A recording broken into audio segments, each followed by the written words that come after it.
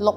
號零數嘅朋友，你係一個完美主義者，好多時咧都係為人多於為自己嘅，付出得太多啦，有時咧會產生咗一種咧討好性人格出嚟嘅。六號嘅朋友咧好多時都有一個唔係咁好嘅童年啊，佢同屋企人嘅關係咧會比較疏離少少嘅，所以咧好多時咧佢都會係一個好乖嘅小朋友嚟嘅，守規矩，我要聽話，我要乖，咁嘅話咧我爸爸媽媽就會錫我噶啦，我就唔會失去身邊嘅人噶啦，包括咧自己嘅朋友啦同埋嘅伴侶啦，都會有呢種咁嘅感覺嘅喎，對愛咧好有期望，佢覺得我應該會係咁嘅，應該會係好靚嘅，屋企人應該係互相幫助嘅，冇理由有啲唔好嘅嘢出現嘅。但係往往得出嚟嘅結果咧，係身邊嘅人咧好似唔係好珍惜佢啦，覺得你嘅付出係理所當然，佢都會活喺呢一種咧不斷輪迴嘅痛苦嘅感覺嘅。六號朋友，你嘅課題係乜嘢咧？停止你嘅輪迴，好好咁樣愛自己，將所有能量咧擺翻落自己度，令到自己實在啲，令到自己有力度啲。你有能量有力度，你先可以去愛人嘅啦。其實你就係代表愛，你已經做得好好噶啦，你冇做得唔夠，你唔係唔夠好 ，You are good enough。好多時我對住六號人咧，就係會有種心痛嘅感覺啦，太唔愛自己啦。